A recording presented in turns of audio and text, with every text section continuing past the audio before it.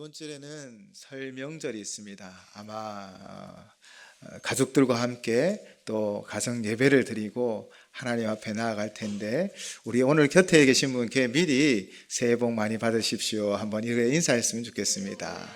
새해 복 많이 받으십시오. 즐겁고 행복한 귀한 명절 되시기를 바랍니다. 우리 올해는 이제 복음을 전파하는 삶이라는 이 표를 가지고 함께 나아가고 있습니다. 복음이 우리를 통해 땅끝까지 전파되어지고 복음이 우리를 통해 내 이웃에게 증거되어질 줄을 믿습니다. 우리 그리고 목표가 있죠. 어떤 목표가 있습니까? 우리 한번 보시겠습니다. 함께 또 고백하겠습니다. 시작. 119 한 사람이 한 영혼 구원하기. 아멘. 올해 정말 심고 거두는 귀한 한 해가 되시기를 축복합니다. 복음 전파의 한 해를 살려고 하니 이 복음 전파의 표본이 되시는 분이 있습니다. 그분이 누구일까요? 바로 예수님이십니다. 예수님이 영혼을 구원하고 그들에게 말씀을 선포하며 그들의 연약함을 고쳐주셨지요. 예수님이 어떻게 이 일을 감당하셨습니까? 오늘 제목처럼 모든 도시와 마을에 두루 다니사, 바로 그 마을을 다니면서 가르치시고 천국 복음을 전파하시고 모든 병과 모든 약한 것들을 고치셨습니다. 예수님은 영혼을 향한 간절한 마음이 있었습니다.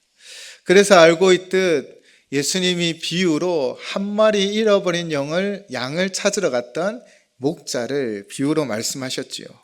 잃어버린 양을 찾기 위해 온 산을 헤매었을 것입니다. 그런 수고가 있었지만 결코 포기하지 않았던 목자처럼 예수님도 우리의 영혼을 향하여 늘 간절한 마음으로 우리의 영혼을 구원하고 인도하기를 원하십니다. 그래서 이 땅에서 한 영혼이 회개하면요, 저 천국에서 잔치가 벌어질 줄을 믿습니다. 바로 우리가 영혼을 구원하는 이 자리가 하나님의 잔치가 되어질 줄을 믿습니다. 올해 정말 한 사람에게 복음을 전하고 열매 맺는 귀한 한 해가 되시기를 바랍니다. 그렇다면 예수님은 왜 모든 도시, 모든 마을을 두루 다니면서 이 일을 행하셨을까요? 그 이유를 오늘 36절로부터 찾을 수 있습니다. 36절 말씀입니다. 무리를 보시고 불쌍히 여기시니 이는 그들이 목자 없는 양과 같이 고생하며 기진함이라. 아멘. 이 무리는 지금 예수님께 다가오고 지금 따르는 무리들일 수 있습니다. 그러나 좀 더 넓게 예수님이 한 사람 한 사람 영혼을 향한 그 마음이 어떠한지를 오늘 본문은 말하고 있습니다. 불쌍히 여기셨습니다. 예수님은 영혼들을 불쌍히 여기십니다. 여기서 불쌍히 여기시니의 단어의 의미는요, 보기에 답답하고 딱해 걱정하며 안쓰럽게 여기다라고 해석되어질 수 있습니다. 그런데 사실 오늘 본문의 이 표현은요, 단순히 불쌍히 여기고 긍휼히 여긴다라는 그런 심적인 마음뿐 아니라 창조주의 입장에서 죄로 인하여 고통당하는 사람들을 향한 바로 예수 그리스도의 마음이십니다. 창조주 하나님이신 예수 그리스도가 죄로 인하여 고통당하는 영혼을 향해 그분은 불쌍히 여기며 그들을 위하여 행동하셨던 것이지요. 지금도 예수님은 영혼을 향한 긍휼이 넘쳐나십니다. 창조의 역사가 회복되어서 피조물인 인간이 정말 죄로부터 벗어나 해방되어지고 참된 행복을 누리시기를 원하시지요. 그 일을 이루어 가셨습니다. 그러므로 우리 또한 영혼을 불쌍히 여기는 마음을 가져야 합니다. 하나님께서 처음 세상을 만드셨을 때 그 6일간의 사역 가운데 늘 이렇게 고백하셨습니다. 보시기에 심히 좋았더라. 정말 보시기에 심히 아름다웠습니다. 피조물인 인간이 살기에 너무나 좋은 환경을 만드시기 위하여 바로 가장 소중한 인간은, 사람은 마지막 날에 창조하셨지요. 사람이 살기에 좋은 조건들을 다 준비하셨습니다. 이렇게 하나님은요, 사실 사람에게 가장 좋은 것을 주시는 하나님이신 줄을 믿습니다. 오늘도 우리의 삶에 또 여러분의 삶 가운데 하나님은 늘 가장 좋은 것, 선한 것을 주시려고 하십니다. 그러나 사단의 유혹은 어떻게 되었습니까? 그 유혹으로부터 결국 선악과를 먹게 되므로 인간은 이 죄의 큰 짐을 지게 되었습니다. 바로 저주 아래 살아가게 되었던 것이지요. 그 죄의 저주에 벗어나 하나님과의 관계가 회복되어지기를, 그래서 하나님과 참 평화를 누리며 화평을 누리기를 예수님은 바라셨던 것입니다. 그것이 바로 피조물인 인간의 회복인 것이지요. 창조주 하나님이 세상을 만드시고 그 사람들이 살기 좋게 정말 하나님과 교제하며 함께 거닐며 행복한 시간을 만들었지만, 결국 죄로 인하여 인간들은 하나님과 단절되어지고 그 죄의 짐으로 말미암아 지금도 고통을 누리고 있는 것입니다. 바로 그 모습을 불쌍히 여기신다는 것입니다. 예수님은 사람의 영혼을 불쌍히 여기사 그 영혼이 회복되어지고 회개함으로 말미암아 하나님의 자녀로 하나님의 관계가 회복되어져 하나님 주시는 진정한 화평을 누리시기를 원합니다. 죄로 인하여 하나님과 단절된 사람을 향하여 우리가 복음을 전하는 것, 바로 예수님의 그 간절한 마음, 불쌍히 여기는 마음으로 나아가야 하는 것입니다. 우리도 영혼을 향하여 불쌍한 마음을 가지셔야 합니다. 죄로 묶여있고 죄의 문제를 해결하지 못하여 결국에는 멸망의 길로 가고 있는 저들을 향해 우리는 긍휼한 마음을 품고 불쌍한 마음을 가지며 그들에게 나아가 복음을 증거해야 하는 것입니다. 예수님께서 이 불쌍히 여기는 마음으로 어디에까지 나아가셨습니까? 바로 십자가로 나아가십니다. 그 십자가에서 우리의 모든 죄, 인류의 모든 죄를 해결하여 주셨기에 예수님은 그들의 불쌍한 영혼들을 구원의 길로 온전히 인도해 주시는 것이지요. 그리고 예수님이 모든 도시와 마을을 두루다니며 이 복음을 전한 다른 이유는 바로 목자가 없는 양과 같이 고생하며 기진하기 때문입니다. 인생의 진정한 목자는 누구이십니까? 바로 우리 하나님이십니다. 하나님은 우리의 처음과 끝을 아시고 우리 인생의 길을 인도하여 주시는 선한 목자이십니다. 그런데 우리가 그 선한 목자를 만나지 못하면, 그분을 믿지 못하면, 그분을 따르지 못하면 결국 우리의 인생은 헤매고 또 헤매는 인생이 되어져 버리는 것입니다. 지금 하나님을 모르는 수많은 사람들은 어둠 가운데 있고 어디로 가야 할지 몰라 헤매고 있는 상황입니다. 바로 예수님은 이 목자 없는 양과 같은 그들을 긍휼히 여기시며 그들에게 은혜를 베푸시기를 원하시지요. 목자가 없는 삶은 어떤 삶일까요? 모세가 또한 목자 없는 양과 같이 될까봐 하나님 앞에 나아가 기도하는 제목이 있었습니다. 바로 하나님의 부르심이 다가오자 신명기 27장 16절 17절로 모세는 이렇게 하나님께 간구합니다. 여호와 모든 육체의 생명의 하나님이시여, 원하건대 한 사람을 이 회중 위에 세워서 그로 그들 앞에 출입하며 그들을 인도하여 출입하게 하사 여호와의 회중이 목자 없는 양과 같이 되지 않게 하옵소서. 아멘. 광야의 생활이 마무리되어지고 이제 요단강을 건너 가나안 약속의 땅을 정복해 가야 하는데, 이제 모세는 하나님의 부르심을 받아야 합니다. 모세가 볼 때 다음 리더가 없으면 목자가 없는 양과 같이 그들이 흐트러질 터인데, 이들을 어떻게 해야 하는지 하나님 앞에 간구하고 있는 것이지요. 그때 하나님은 눈의 아들 여호수아를 데려다가 안수하고 그를 세우라고 말합니다. 그로 말미암아 하나님의 인도함을 받아 하나님의 이 약속의 땅을 정복해 하실 것이다 라고 말씀하신 것이지요. 지금 새벽 기도의 본문이 여호수아입니다. 여호수아를 통해 또 여호수아와 함께 땅을 정복해 나아가는 바로 그 생생한 장면이 기록되어져 있는 것이지요.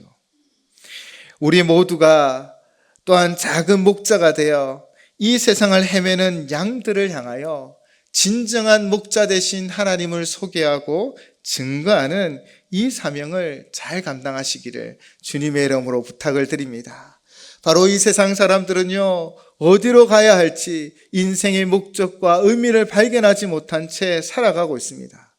그들의 진정한 인도자는 누구이십니까? 바로 창조주 하나님이십니다.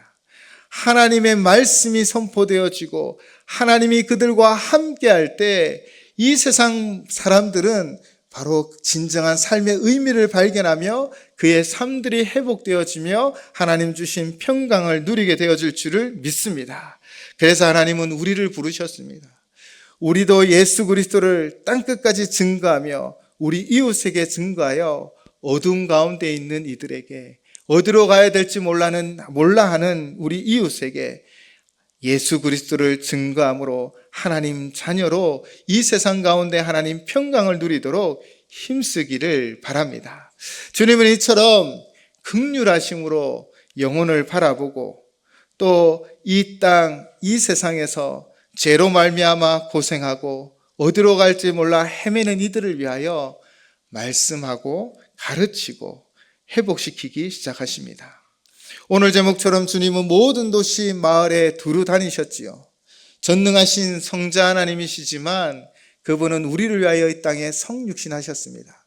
그래서 스스로 육체의 한계를 가지셨지요.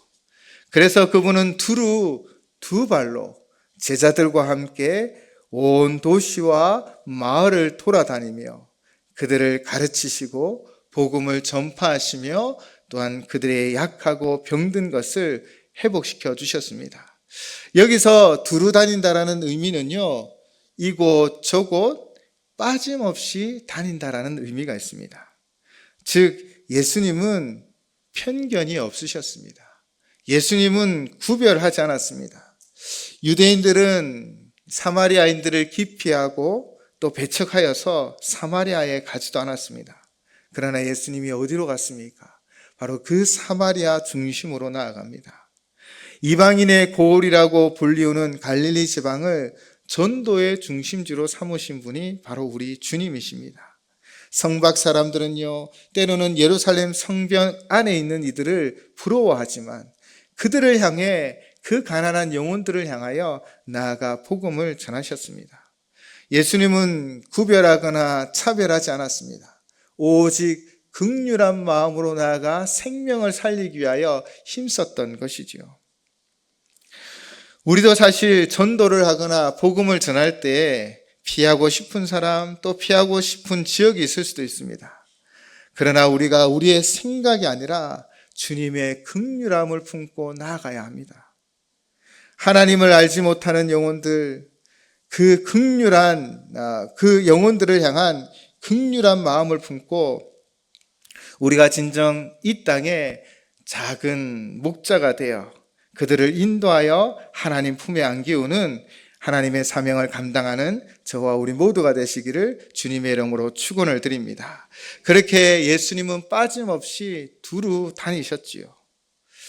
이 땅을 복음의 땅끝으로 생각하며 찾아왔던 선교사님들이 있습니다. 그들이 하나님의 부름을 받았을 때 부름을 받았는데요, 10개국 바로 395명의 선교사들이 묻힌 곳이 있습니다. 바로 양화진이라는 곳이지요. 양화진 외국인 선교사 묘원입니다. 지금은 공원으로 잘 조성되어져 있어서 우리가 함께 가도 참 좋은 곳입니다. 그 선교사 묘비에는요, 정말 살아있는 메시지들이 기록되어져 있습니다. 또한 그들의 고백이 기록되어져 있지요. 사실 선교사님들은 이 땅에 오기 전에 좋은 환경에서 뛰어난 학문을 배우고 의사가 되거나 여러 일들로 편안히 살 수 있었습니다. 그러나 그들은 예수 그리스도가 영혼을 긍휼히 여기는 마음을 품고 또 어디로 가야 될지 몰라 헤매는 영혼들을 향하여 이 땅끝에와 자신의 삶을 드렸던 것이지요. 그 묘비에는 이런 글귀가 있습니다. 잭슨이라는 선교사의 묘비에는 친구를 위하여 자기 목숨을 버리면 이보다 더 큰 사랑이 없느니라. 그리고 캔드릭이라는 선교사님의 묘비에는 나에게는 천의 생명을 주어진다 해도 그 모두를 한국을 위해 바치리라. 그리고 아펜젤라 선교사님의 묘비에는 나는 섬김을 받으러 온 것이 아니라 섬기러 왔습니다 라고 기록하고 있습니다. 어쩌면 당시 조선인보다 더 조선을 사랑하여 자신의 삶을 드리며 자신의 생명마저도 아낌없이 드린 것이지요. 그들이 왜 이 땅에 왔습니까? 바로 주 예수 그리스도의 영혼을 긍휼히 여기는 마음과 어디로 가야 될지 몰라 헤매는 영혼들을 하나님께 인도하기 위하여 이 땅에 왔던 것이지요. 누군가 이 땅에 와서 복음을 전하고 그 복음은 땅끝까지 두루 펼쳐졌고 또 시간이 흘려 우리에게도 증거되어지고 전해져서 우리는 영원히 살고 하나님 평강을 누리고 있는 것이지요. 오늘도 영원히 죽어가는 일들이 있고 또 어디로 가야 될지 몰라 헤매는 영혼들이 있습니다. 바로 예수 그리스도의 그 긍휼한 마음과 예수 그리스도의 그 사랑을 품고 나아가서 정말 생명을 살리는 역사를 이루어 가시기 바랍니다. 바로 조선인보다 조선을 더 사랑했던 그 선교사님들의 그 삶의 자리에 우리 모두가 서 있기를 주님의 이름으로 축원을 드립니다. 오직 불쌍히 여기시고 목자 없는 양같이 고생하며 기진한 영혼들을 위하여 예수님은 늘 수고하셨고 헌신하셨으며 사역하셨습니다. 그 사역을 세 가지로 설명할 수 있습니다. 오늘 본문 35절을 보면 첫 번째, 예수님은 가르치셨습니다. 당시 회당에는 두루마리 성경이 비치되어 있었습니다. 그래서 예수님은 그 두루마리 성경을 펼쳐서 가르쳤던 것 같습니다. 그 내용이 누가복음 4장에 기록되어 있습니다. 나사렛에 이르러 안식일이 되어 늘 하시는 대로 회당에 들어가 성경을 읽으셨습니다. 이사야의 글을 받아 이곳을 읽었지요. 누가복음 4장 18절 19절 말씀입니다. 주의 성령이 내게 임하셨으니 이는 가난한 자에게 복음을 전하게 하시려고 내게 기름을 부으시고 나를 보내사 포로된 자에게 자유를, 눈먼 자에게 다시 보게 함을 전파하며 눌린 자를 자유케 하고 주의 은혜의 해를 전파하게 하려 하심이라 하였더라. 아멘. 예수님이 이 말씀을 선포하시며 그들에게 가르쳤습니다. 회당의 많은 사람들은 예수님이 무엇을 이야기할까 그분에게 주목하였을 때 예수님이 이렇게 말씀하십니다. 이 글이 너희 귀에 응하였느니라. 아멘. 바로 예수 그리스도가 이 땅에 포로된 자를 자유케 하고 눈먼 자를 다시 보게 하고 눌린 자를 자유케 하며 주의 은혜를 전파하기 위하여 오셨다라는 것입니다. 그들에게 자신이 누구인지를 설명해주고 힌트를 주신 것이지요.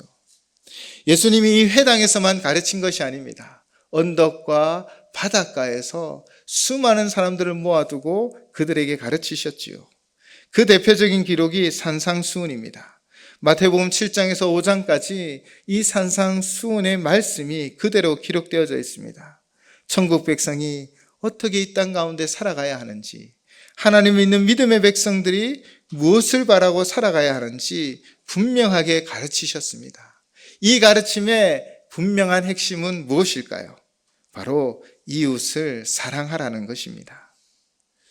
주님이 이 땅 가운데 하나님 백성으로 살아가는 우리가 하나님의 진정한 평안을 누리기 위해서는 다른 것과 바로 하나님을 믿는 그 믿음과 함께 이웃을 사랑하라는 것입니다.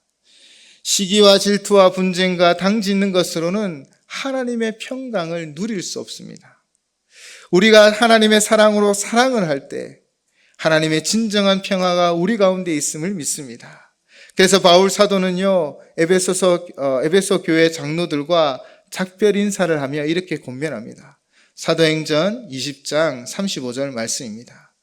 범사에 여러분에게 모범을 보여준 바와 같이 수고하여 약한 사람들을 돕고 또 주 예수께서 친히 말씀하신 바 주는 것이 받는 것보다 복이 있다 하심을 기억하여야 할지니라.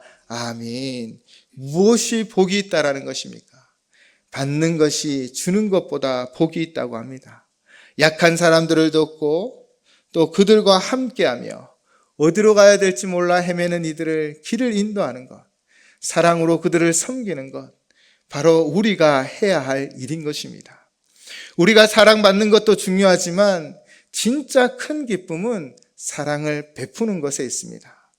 예수님은 이것을 우리에게 가르쳐 주셨습니다.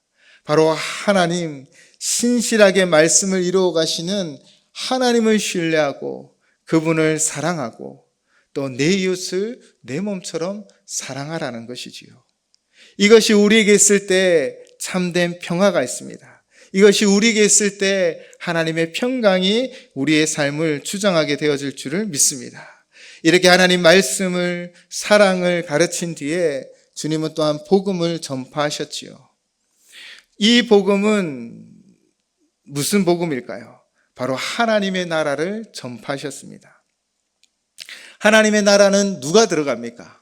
바로 하나님을 왕으로 모시는 백성들이 들어가죠.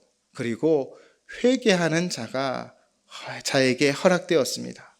그래서 예수님은 늘 외치셨습니다. 회개하라, 천국이 가까이 왔느니라. 회개하는 자만이 하나님의 자녀가 되고 하나님의 나라를 상속받는다라는 것입니다. 그래서 예수님은 그 수많은 사람들에게 회개하고 하나님의 자녀가 되어 하늘나라를 상속받으라 라고 분명하게 증거하고 있는 것입니다. 오늘날 우리에게 복음은 무엇입니까? 바로 예수 그리스도가 회개한 자들의 모든 문제를 해결하고 모든 죄의 저주를 끊어내시며 그들을 자유케 하셔서 바로 십자가의 길을 통해 하나님 자녀가 되는 그 문을 활짝 여셨습니다. 우리의 복음은 바로 예수 그리스도요. 그분을 바로 전파하는 것입니다. 예수 그리스도를 믿는 모든 자들은 그분 앞에 죄 회개하는 자들은 용서함을 받고 하나님 자녀가 되며 하나님 나라를 상속받게 되어지는 것이지요.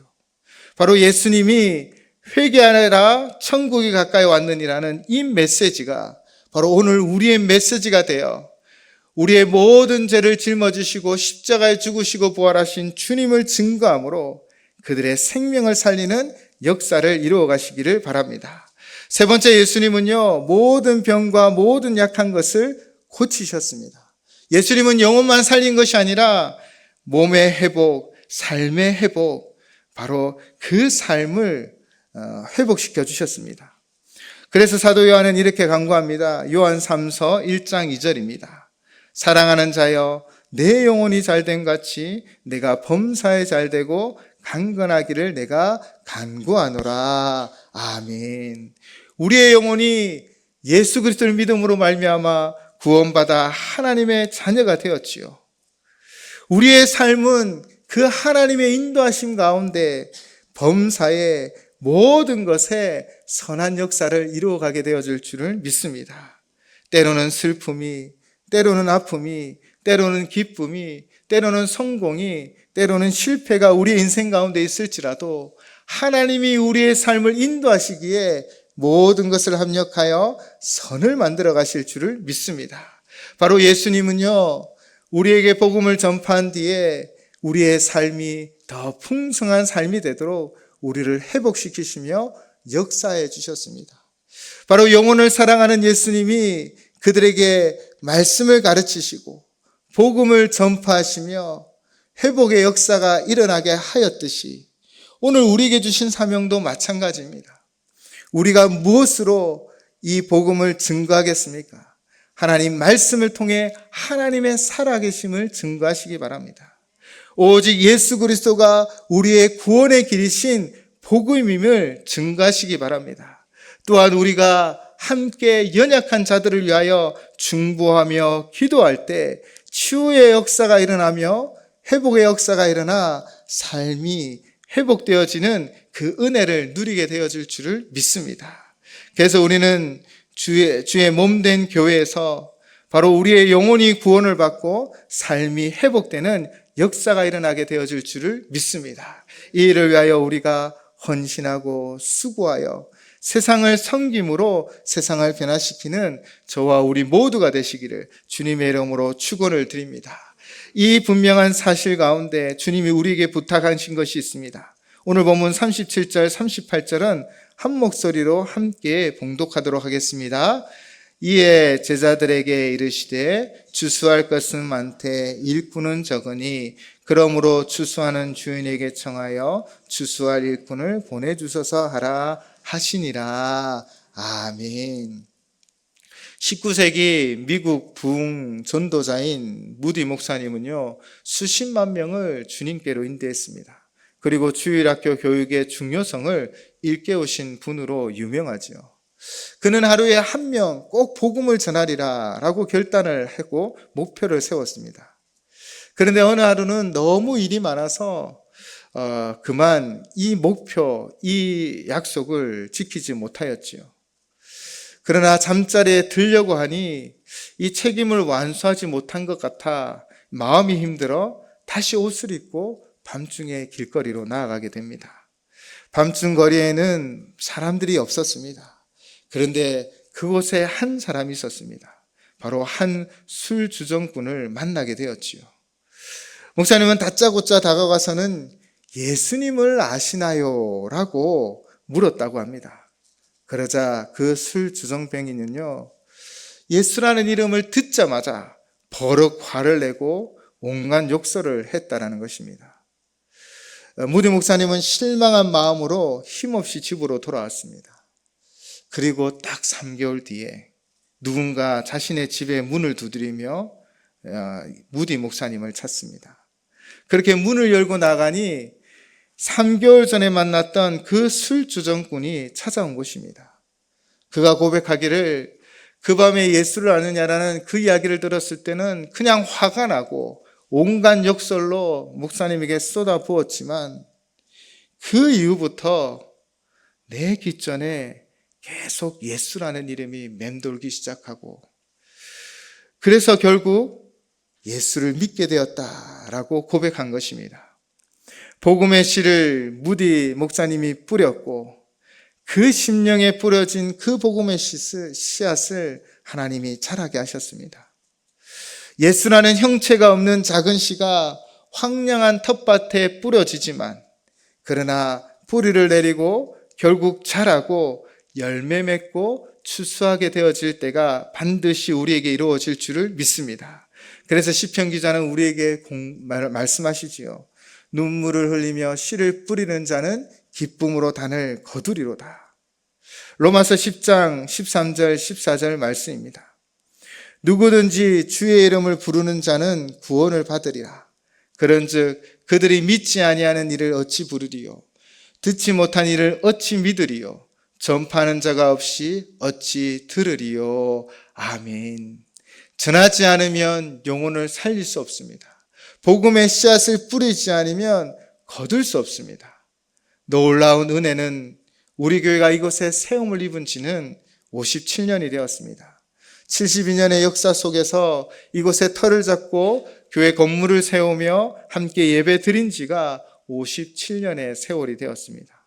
우리 믿음의 선배들이 뿌린 씨앗들의 거둘 때가 다가오고 있습니다. 그래서 주님이 우리에게 말씀하시는 것 같습니다. 추수할 때가 다 되었다고.